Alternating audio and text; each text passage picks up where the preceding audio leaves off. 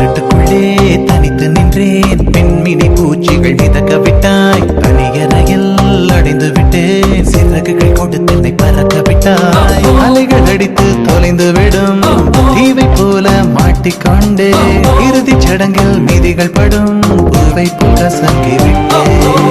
தெய்வம் பூமிக்கு வருவதில்லை. தாயை பதிலுக்கு அனுப்பி வைத்தான். தாயும் இங்கு எனக்கு இல்லை. எனக்கு ஒரு தாயை அவன் தோழியா என் காதலியா யாரடி என் கண்ணே. தோழியா என் காதலியா யாரடி என் கண்ணே.